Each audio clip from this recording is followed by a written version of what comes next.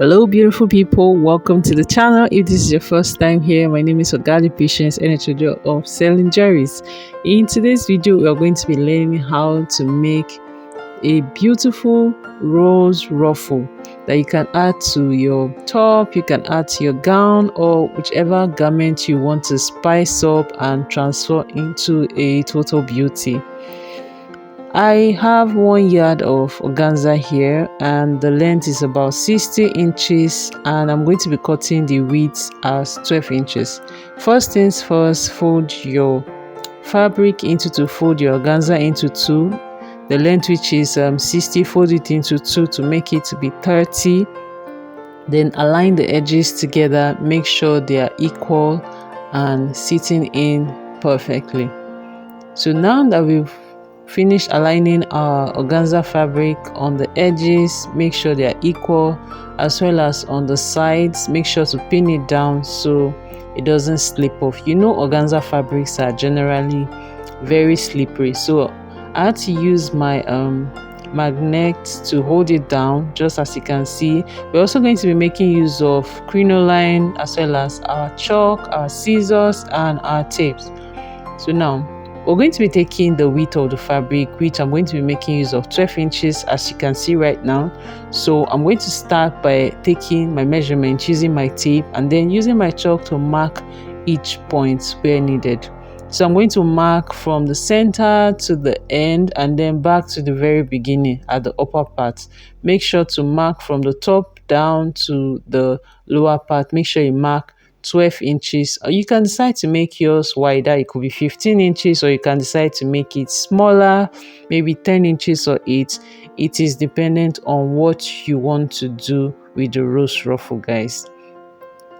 So once I was done marking those points, I'm going to cut out the parts that's not needed, and then I'm going to maintain my 12 inches, meaning the length is going to be 60 by width of 12 inches. And make sure you cut this fabric into two. Like, once you have one which is 60 by 12, make sure to cut another one which will serve as the lining, meaning you're going to be having 60 by 24, meaning one will be the lining and the other one will be the main fabric. Once you're done with that, align each edges properly, pin down the edges, pin down the sides. Make sure to use a heavy object to hold it down so it doesn't fall off, since organza fabrics are generally slippery. So once I was done holding those edges, you can see what I'm using. I made sure I made use of my scissors and some of the containers that I have around me, just to keep the balance. Now that I was done with that, I'll take my organza to my ironing board, iron it and bring it back. Once everything is looking all straight and neat, I'm going to align the edges, just as you can see. Make sure they are equal. Then we're going to be making use of our crinoline now. So the length of the crinoline is actually 60 inches, both the one for the left as well as the one for the right. Before attaching the crinoline on the side, I'm going to stitch the upper part. Then on the edge of the side, I'm going to place my crinoline and sew with 1/2 of an inch on the left hand side as well as on the right hand side, just like you see me doing right now. Just as you can see.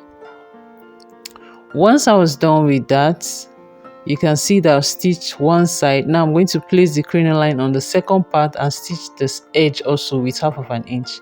Now that that is done, I stitch the lower part and then I left one part open that I'm going to be using to turn the organza fabric inside out. So now I'm going to turn it inside out, take it to my ironing board and iron it flat. Once I was done ironing it flat, I top stitch on the lower part, the edges, and then I folded the parts that we use in turning it inside out and stitched the edge also. You can see how it's looking very neat and very beautiful, guys. Now what we're going to be doing is that we're going to use our hand to feel the end of the crinoline on each side, and then we're going to be taking it to our machine to stitch it down from the beginning down to the end on both sides, just to keep it in place. Once you're done stitching it out, make sure you follow the actual line, guys. This will give it a proper structure. After I was done with that, you can see how it's looking right now.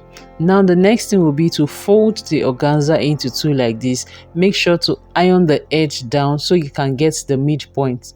But if you can do this without ironing, find the midpoint, then run a straight stitch. Make sure you don't back stitch on the edges, because we're going to be making the ruffles from this middle stitch we're going to be running right now.